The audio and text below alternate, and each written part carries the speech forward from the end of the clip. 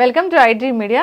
So ఈ మధ్యకాలంలో మనం చూస్తూ ఉన్నాం, చాలామంది మనసు చాలా అల్లకల్లోలంగా ఉంటుంది, కాన్సన్ట్రేషన్ అనేది ఉండడం లేదు. ఏదైనా ఒక పని చేస్తూ ఉంటే మనిషి ఇక్కడే ఉంటారు, మనసు ఎక్కడో ఆలోచిస్తున్నట్లుగా ఉంటుంది.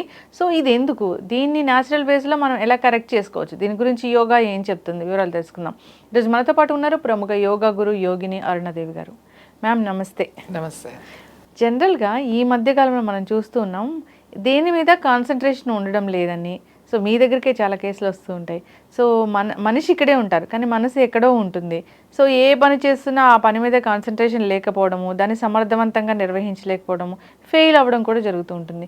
సో మనసు ఎందుకు అల్లకల్లోలం అవుతుంది, మనసు ఇక్కడ లేకుండా ఎందుకు పరిపరి విధాలుగా ఆలోచనలోకి వెళుతుంది, మరి ఏం చేయాలి? అందుకే మనసు కోతి లాంటిది అంటారు. అది ఒక చోట ఉండదు.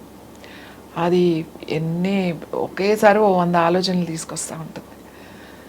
మనసు ఏం చేస్తుంది అంటే చెయ్యి అని చెప్తుంది, చెయ్యొద్దు అని చెప్తుంది, చేస్తే బాగుంటుంది అని చెప్తుంది, ఇది చెయ్యొద్దు, ఇది మంచి పని కాదు అని చెప్తుంది, ఎవరు చూడట్లేదులే చేసే అని చెప్తుంది, ఎవరైనా చూస్తే మళ్ళీ ఎలా అని చెప్తుంది. ఇవన్నీ ఎక్కడి నుంచి వస్తున్నాయి? ఇవన్నీ మీ లోపల నుంచే వస్తున్నాయి. చెయ్యి, చేస్తే మంచిది కాదు, లేకపోతే పర్వాలేదు ఎవరు చూడట్లేదు, ఇవన్నీ మనసులోంచే కదా వచ్చేది. ఈ ఆలోచనలన్నీ మనసులోంచే వస్తున్నాయి. ఇన్ని ఆలోచనలు తీసుకొస్తుంది అది మనసు అనేది. ఇక్కడ ఉండు అంటది, ఉండొద్దు అంటది, ఇది చెయ్యి అంటది, చెయ్యొద్దు అని అంటుంది. సో ఇప్పుడు మనం ఎందుకు, మీరు అడిగిన ప్రశ్న ఏంటి, కాన్సన్ట్రేషన్ ఉండట్లేదు. ఇదివరకు ఇది పిల్లలకు ఉండేది అనమాట. వీడికి అసలు ఏకాగ్రత లేదండి, కాస్త ఏకాగ్రత వచ్చేటట్టు చేయండి, 4 వేయండి, 4 మొటికలు వేస్తే వీరికి మెమరీ పవర్ పెరుగుతుంది అంటే, అప్పుడు స్కూల్స్ కానీ పిల్లలకి చెవి మెలిపెట్టడం, తర్వాత గుంజీలు తీయడం, చెవులు పట్టుకొని పనిష్మెంట్, లేట్గా వచ్చిన హోంవర్క్ చేయకపోయినా గుంజీలు తీయడం, తర్వాత నెత్తి మీద కొట్టడం, అంటే గట్టిగా కాదు, బేరింగ్ కొట్టడం. సో ఇట్లాంటివి చేసేవాళ్ళు. తర్వాత వీపు మీద ఇలా చరిచేవాళ్ళు మాట మీద ఎట్లా ఎట్లా ఎట్లా ఎట్లా. సో అది గుర్తొచ్చేది, అంటే ఫోకస్. సాధారణంగా పిల్లలకి అట్లా ఉండేది, వాళ్ళు అట్లా ఉండేది.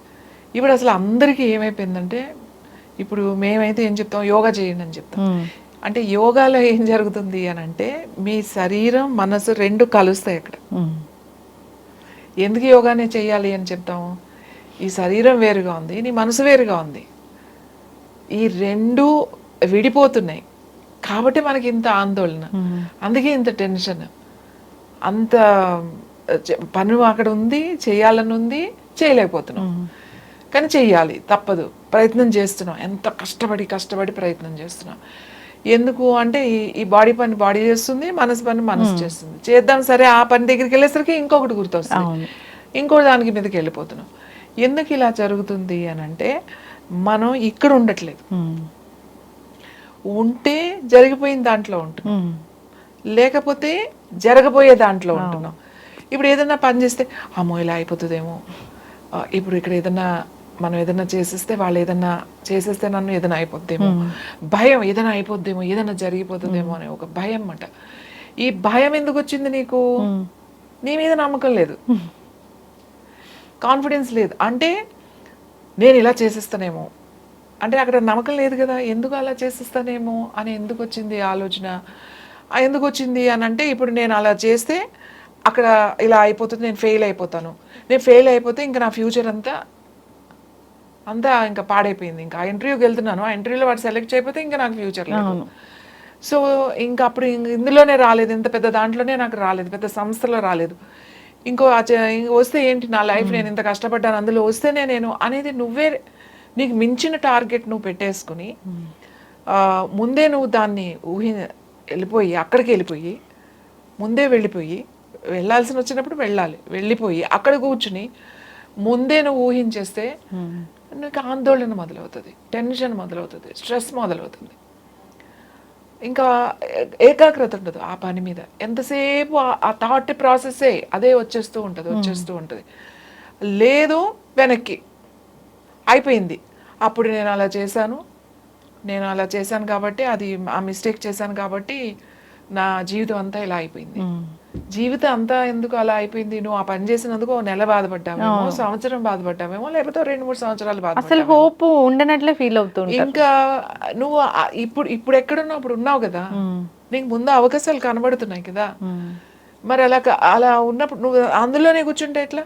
ఇంకా అయిపోయింది నా జీవితం, ఏమైందండి, ఎందుకు అంత తొందరపడుతున్నారు, అలా అయిపోయిందండి, అలా గడిచిపోయిందండి, ఏం చేయాలి, నేను మర్చిపోలేకపోతున్నాను. మర్చిపోవడం అనేది మనకు ఒక వరం, అది దేవుడు ఇచ్చిన ఒక గిఫ్ట్ మనకి.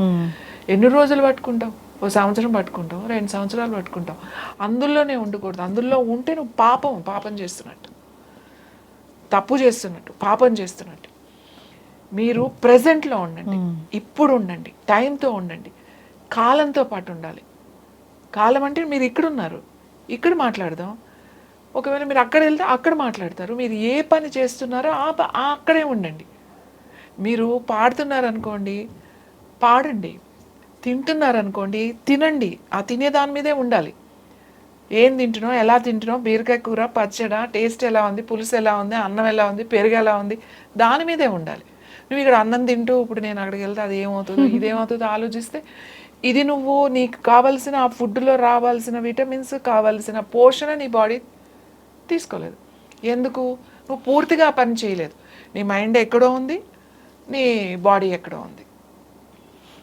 సో పంచప్రాణాలు ఇక్కడ ఉండాలి. ఏ పని చేసినా కూడా అంత ప్రాణం పెట్టి చేయాలి. ఏ పని చేసినా ఇష్టంగా చేయాలి. ఏ పని చేసినా కష్టంతో పని చేయొద్దు.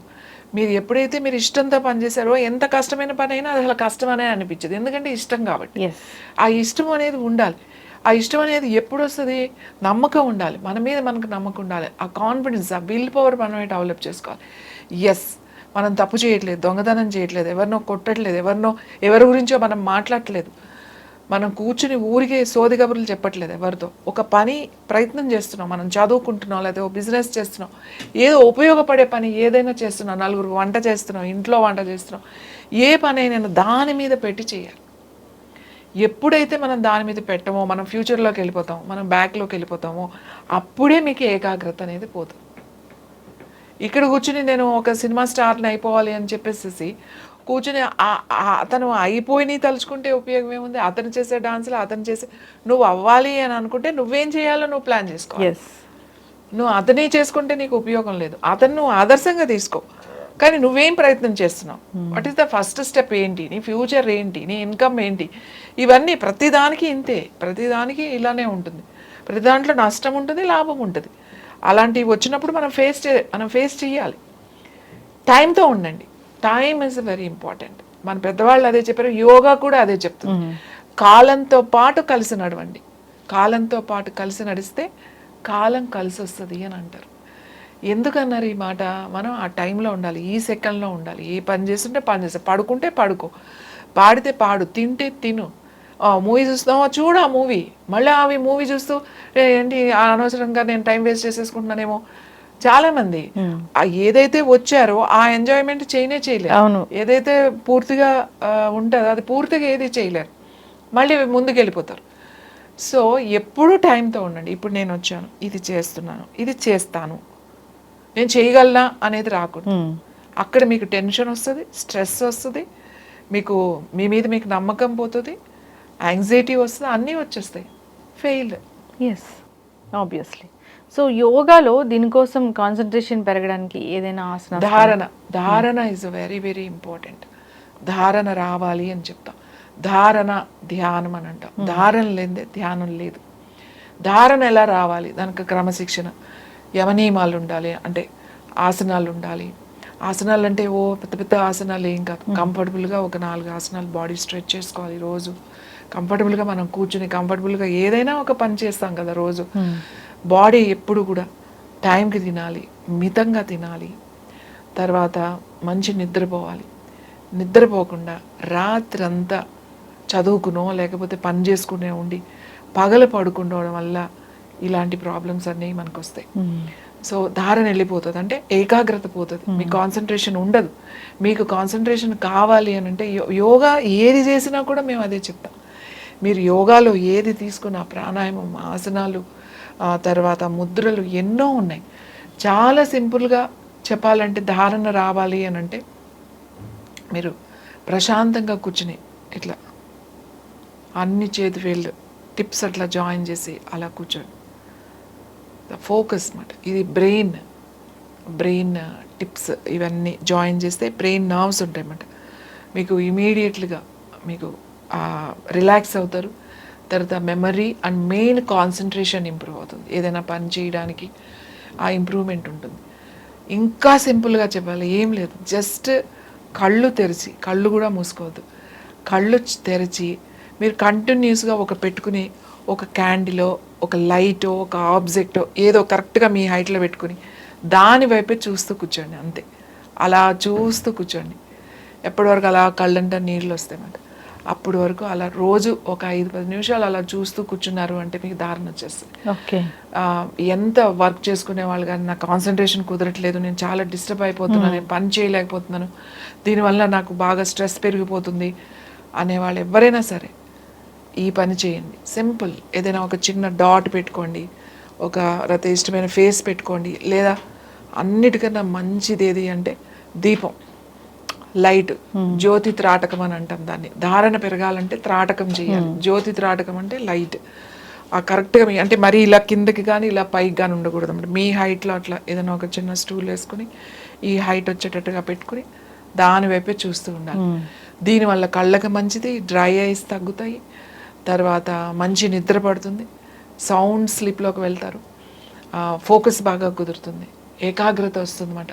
ధారణ లేనిదే ఏదీ లేదు, ధ్యానమే కాదు ఏదీ లేదు, ఏ పని చేయలేం, ధారణ ఉండాలి. ధారణ అంటే ఏకాగ్రత ఉండాలి. ఇది చాలా చాలా ఇంపార్టెంట్. ఈ ఏకాగ్రత, ఈ ఫోకస్ అనేది అది ఎలా జరుగుతుంది అంటే మైండ్ని కంట్రోల్ చేస్తుంది అన్నమాట. మీ మైండ్ అంటే ఏంటి? What is your mind? Mind అనేది ఆలోచనలే కదా, థాట్సే కదా. రకరకాల థాట్స్ని ఆ సమూహంలాగా వచ్చే థాట్స్ని ఒకదాని తర్వాత ఒకటే థాట్స్ని మీరు మైండ్ దగ్గరికి వెళ్ళకూడదు ఎప్పుడు కూడా. ఇంత డిస్టర్బ్గా ఉంది అన్నప్పుడు మీరు శ్వాస దగ్గరికి వెళ్ళండి.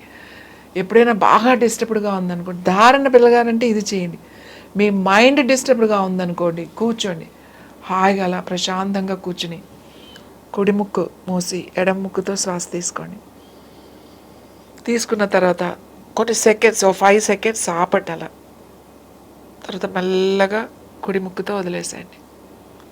మళ్ళీ కుడి ముక్కుతో తీసుకోండి, ఆపట్టు మళ్ళీ 5 సెకండ్స్, మళ్ళీ ఎడమ ముక్కుతో వదిలేసేయండి, మళ్ళీ తీసుకోండి, ఆపట్టు. అంటే ఆల్టర్నేట్ నాస్ట్రిల్స్ చేస్తున్నాం, కానీ తీసుకున్న ప్రతిసారి లోపల ఒక 5 సెకండ్స్ ఆపుతున్నాం. మీరు శ్వాసను ఆపండి, మీ మైండ్ ఊరికే కదలకుండా చక్కగా మీరు చెప్పినట్టు వింటుంది. మీరు మైండ్ దగ్గరికి వెళ్ళకండి. మైండ్ దగ్గరికి వెళ్ళడం అంటే ఏంటంటే వెళ్ళి కూర్చొని మెడిటేషన్లో కూర్చోవడం, దాన్ని కంట్రోల్ చేయడం, అలాంటివి చేయొద్దు. మైండ్ చాలా చాలా పవర్ఫుల్. ఇంతవరకు మైండ్ని ఆర్టిఫిషియల్ ఇంటెలిజెన్సీ వచ్చింది, కానీ హ్యూమన్ మైండ్ అనేది, మనిషి మెదడు అనేది ఇంకా ఎవడు తయారు చేయలేడు. అది సృష్టి రహస్యం. కాబట్టి ఇది చాలా పవర్ఫుల్, చాలా శక్తివంతమైంది. అందుకని దాని జోలికి వెళ్ళకుండా మీరు శ్వాసను కంట్రోల్ చేయండి. శ్వాసను ఆపడానికి ట్రై చేస్తే మీ మైండ్ మీ మాట వింటుంది. ఎస్, ఖచ్చితంగా మేడం, చాలా చక్కగా చెప్పారు. ఈ మధ్య కాలంలో అయితే కాన్సన్ట్రేషన్ అనేది చాలా తగ్గిపోయింది. సో చాలామంది కూడా యోగా వైపు చూస్తూ ఉన్నారు, యోగాతో సాధ్యం అవుతుందని. నిజంగానే మీరు చెప్పింది చాలా చక్కగా ఉంది, అందరూ కూడా ఫాలో అవ్వాలని కోరుకున్నాము. సో కాన్సన్ట్రేషన్ పెరగాలన్నా, చిన్నపిల్లల విషయంలో ఇంకా ఏదైనా ఇలాంటి ఇబ్బందులు ఎదురవుతున్నా ఒక్కసారి కాంటాక్ట్ చేయాలని కోరుకున్నాం. ధన్యవాదాలు మ్యామ్.